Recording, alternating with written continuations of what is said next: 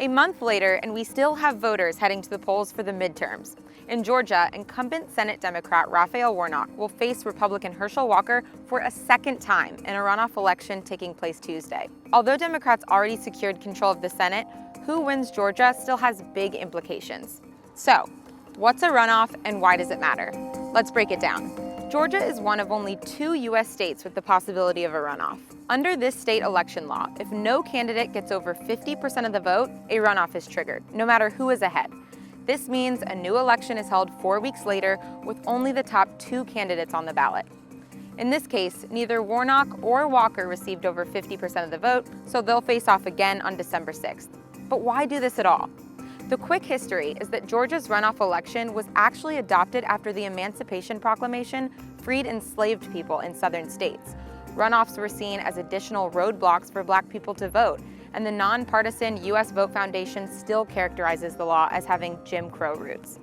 The problem is it can be hard to get voters to return to the polls again, weeks after the general election. In dozens of runoff races in the last 20 years, voter turnout declined on average by 38% from the general or primary election prior. So for voters hesitant to show up to the polls again, there are a few big reasons this race still matters. First, the Senate's power-sharing agreement.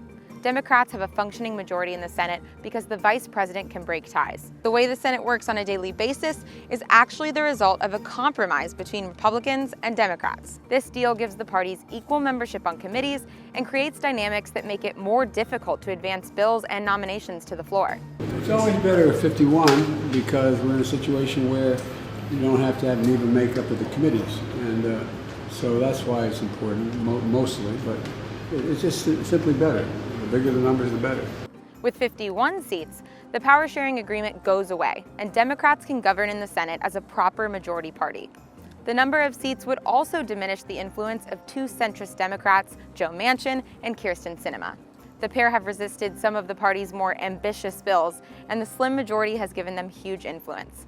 But with a 51-seat majority, it would be harder for them to stop a bill from moving forward. And there's always the 2024 elections to consider. It could be rough for Democrats, and the larger their majority now, the better position they'll be for the next Congress. All of this goes to show these runoff races, especially in major swing states, have huge implications for the future of the country.